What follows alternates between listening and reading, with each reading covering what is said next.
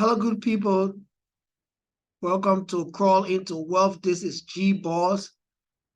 Today, we are going to talk about how friends and family can be a menace to your finances, how they can drain your finances or hinder your finances from growing. Before we get into that, please keep in mind that I'm not a financial advisor. Do your own due diligence before you get involved in any of these projects that I share on my channel. Only invest what you can afford to lose. Do not borrow money from any family members, friends, or institution. Good people, we are aware that we have some of those friends and family members in our lives that sometimes just want to get us involved into programs or activities to suck money out of us, right? They can be like moochers and people that are just coming up with all kinds of ideas. So today, I just want you to just put on your thinking cap and just realize that you are the architect of your own financial future. So I want you to be in control of the growth of your financial future and the expansion of your own legacy, right?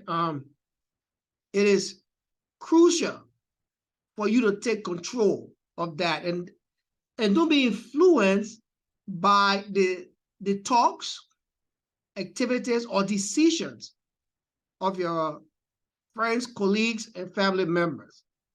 We all have those loved ones that sometimes can just serve as a hazard to our financial health.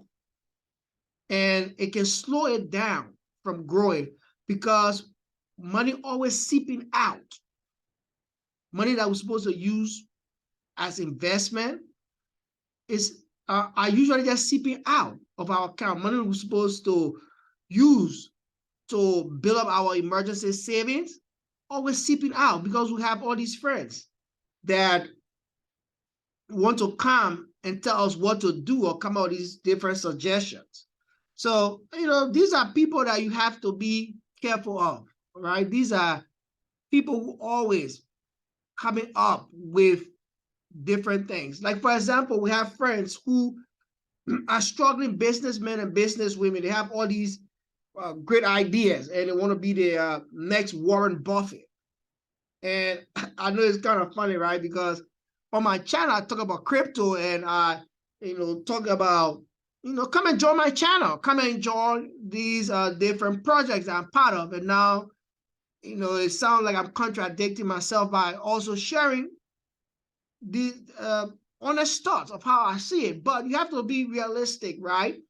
What I do share with folks are projects that I analyze and looking at it in a way that it can help you to win. And I understand some of these projects can be risky, and some of them have already raw pulled. But I usually share the strategy that I want you to get on house money as soon as possible. So you're not just losing money or you're not losing money at all, but you are in the green, meaning that you are gaining wealth and you are growing your finances. So you have to be careful with some of these friends that always come up with these different projects that they want to, build a house, get involved in real estate, and they want you to help them finance these projects, especially if you're in a developing nation. I've seen a lot of these things coming up. People come up with all these great ideas and about what they want to do, and they want you to partake in it. So that is what I'm talking about when I say be careful with some of these friends that come up like, business men or business women that come up with these great ideas, trying to be the next Warren Buffett. And the simplest thing you can actually do is just, feel comfortable. If you feel that it's a project that worth participating in, go ahead, but do your own due diligence. Analyze the project. Look at the data. Don't just get involved into these projects without analyzing the data. Right? Look at the data and look at it to see if it makes sense. I'm not saying just say no to this project. I'm not also saying just say yes to these projects, but I want you to get in the habit of analyzing things. Know exactly if it's going to be a winning project or if it's a losing project. Even projects that I share with you, I want you to do your own due diligence. That's why I would say that in their disclaimer, because I'm not a financial advisor, I'm not a therapist. I don't, my intention is not to help heal people when it comes to how they handle their finances. I'm just sharing my journey with you all. So I also encourage you to go ahead and do your own due diligence. And we also have some of those friends, some of those folks who always want to go to the parties, right? They're always out there trying to find the next happy moment to be involved in. You don't have to participate in those. You can just simply tell them no, and in order to go to some of these parties, it will require you to either maybe go and buy a new outfit. That's money seeping out of your investing account or your savings account. So you don't want to get involved with that. I'm not saying cut off your friends, but sometimes you have to like limit your friends. Like right now, my internal circle has grown small. And over the years, it has gotten smaller and smaller. It's all because that some of the friends that I used to hang out with while I was growing up, I don't really have the full understanding. I'm a family man now, and I have a wife and 3 kids. Some of my friends are still single.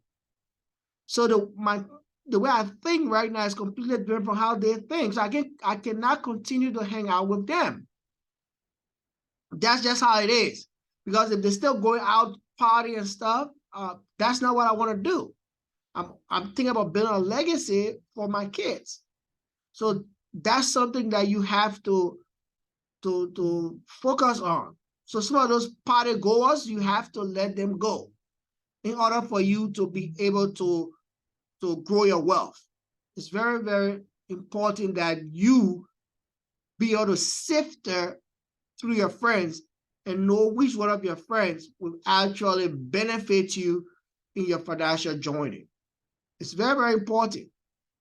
Then we also have some of those friends and family members who always coming to us to, give to a cause or participate in some kind of charity event. I'm not saying don't participate in charity event, right?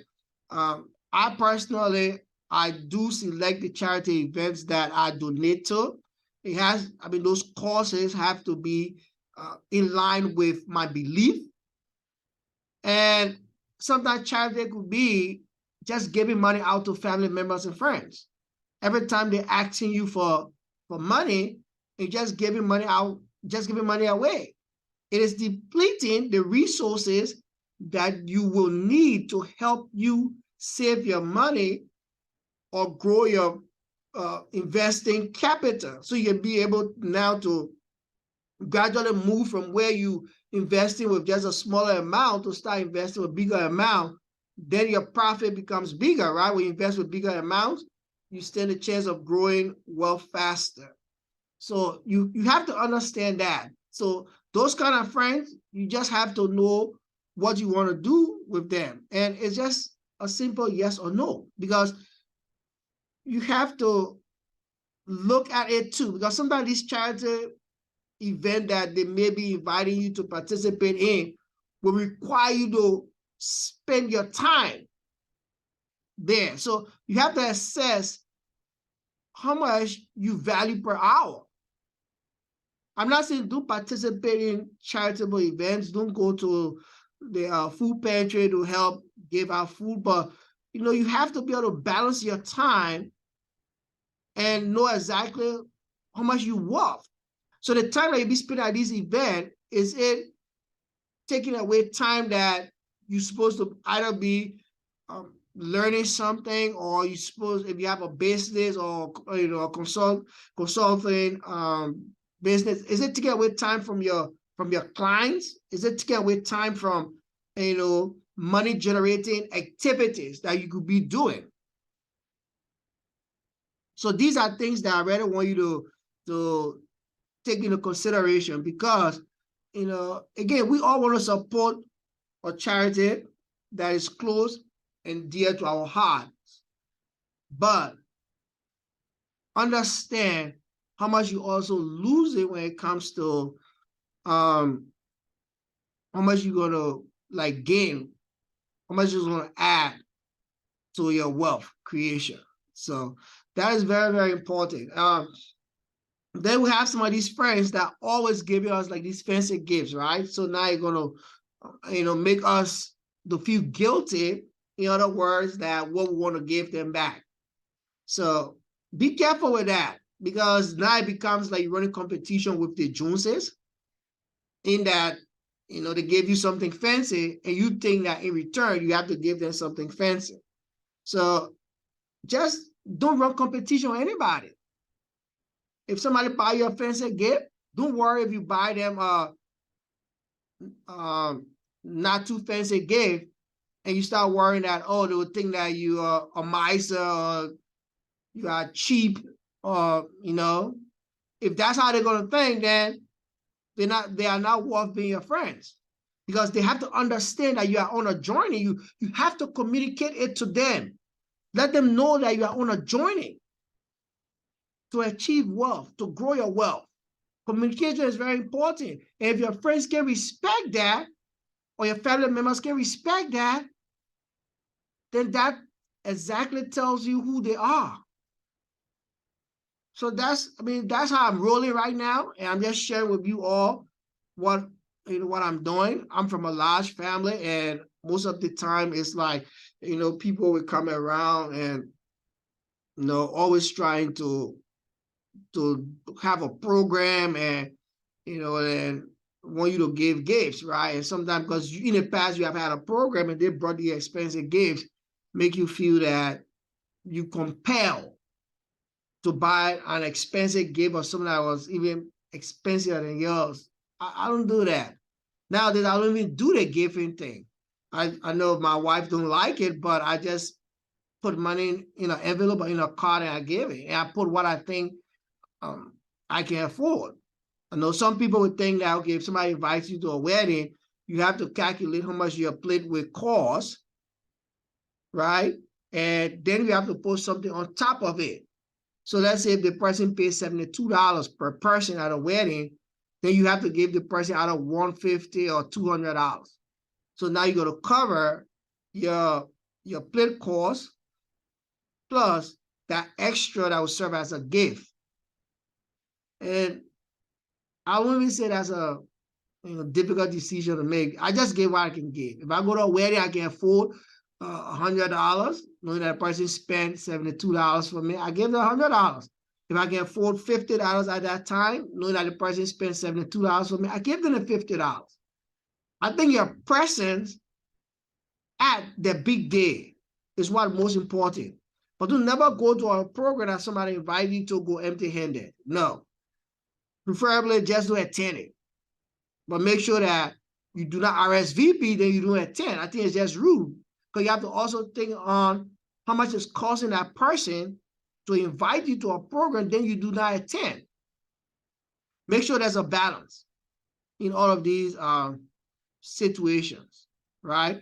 Then you got these friends that who always encouraging you to come up with these big ideas, or encouraging you to buy a big fancy house, a big fancy car. I have a car that I still drive. It's a 2004 Toyota Corolla.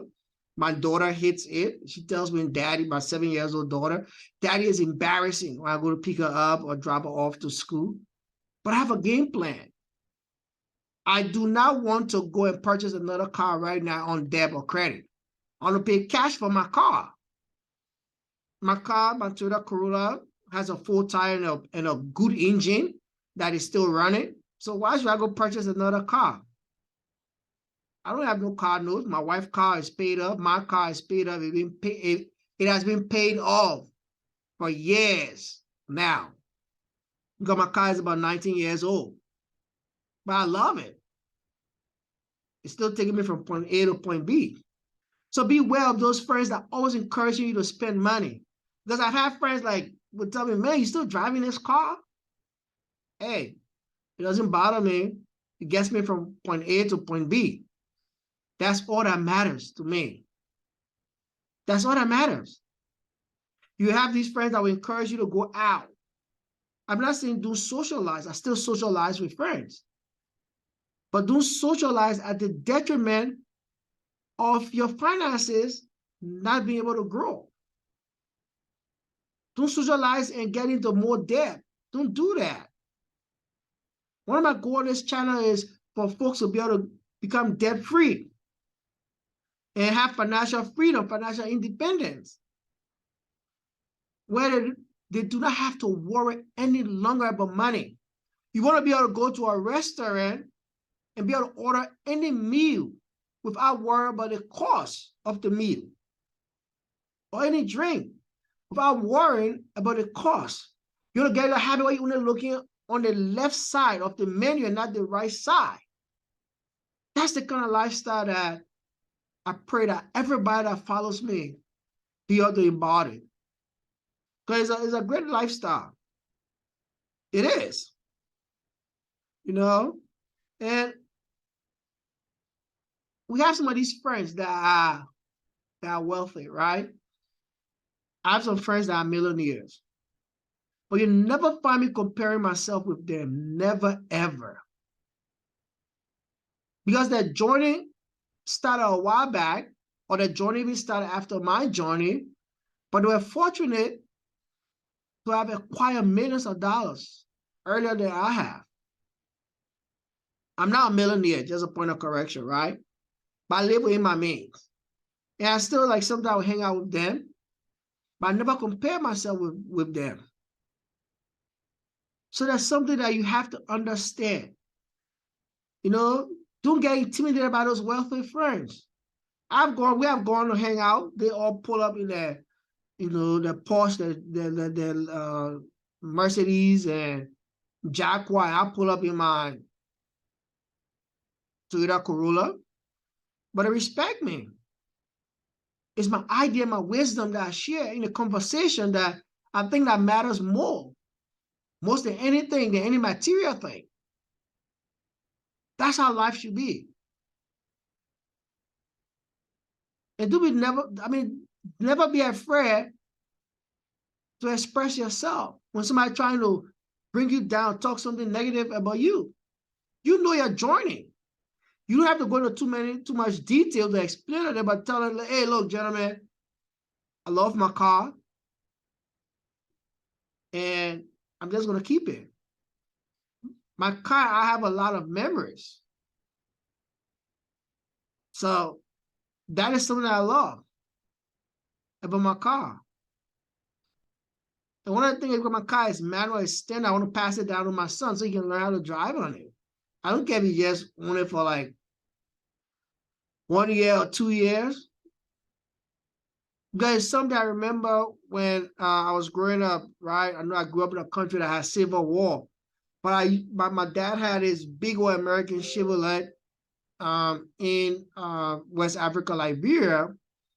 And I remember me dreaming that when I started learning how to drive, my dad would be able to pass down his car to me. That was a dream of mine, to own, for my dad to give me his car.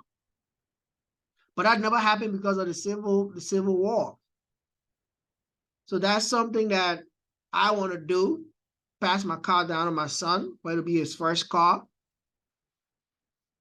And that's why I always maintain it. Like my wife would tell me, maybe you need to buy another car, put this car down, so that at least it will still be drivable when my son turns 16. He's 12, right? He's going to be 12 this year. So that's about in 4 more years. I could be 12 like in a couple of days. So it's in about 4 more years. So that's another thing I'm thinking about. To rest the car, every night I just service it, maintain it. When he turns 16, it'll still be drivable for him.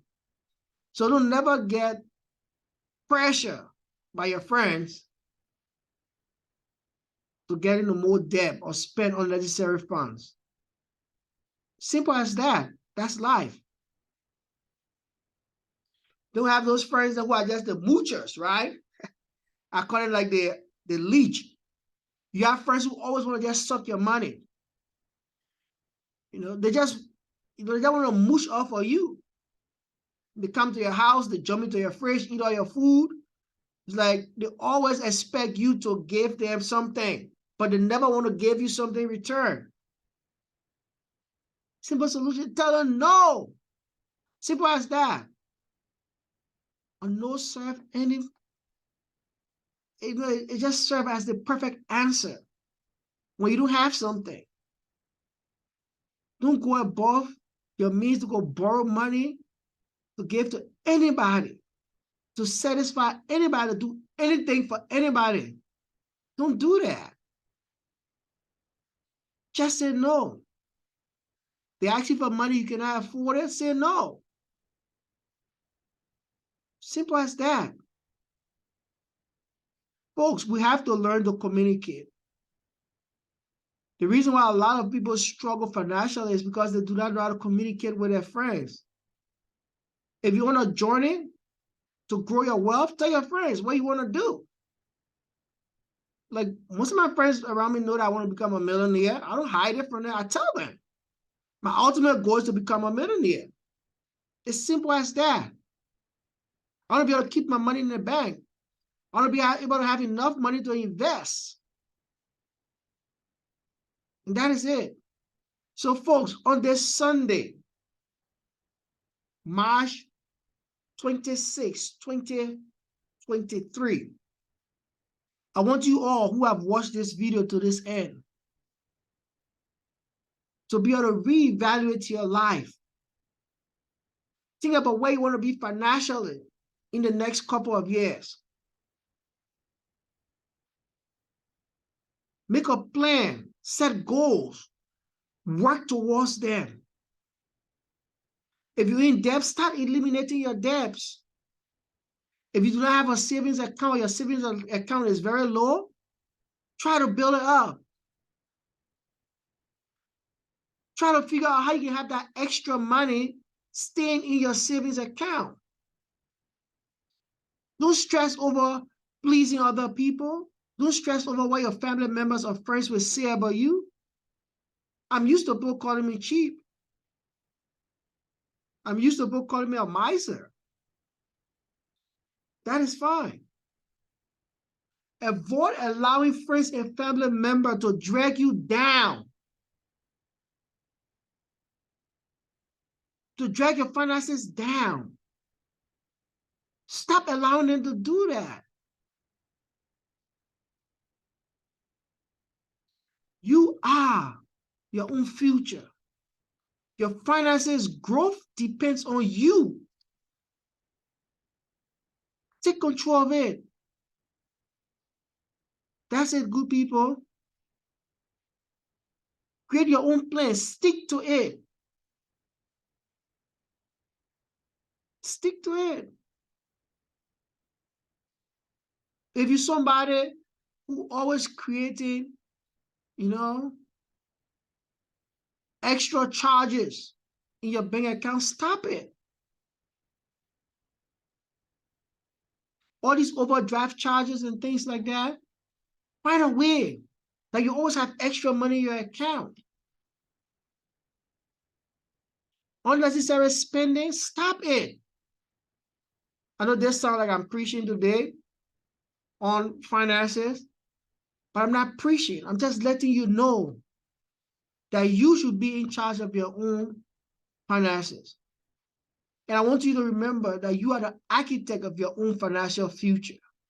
Do not allow anyone to tell you how to crawl into wealth. If you haven't subscribed to my channel, please go ahead and do so. Like, comment, and share this video. Until next time, good people, this is G-Boss. Peace.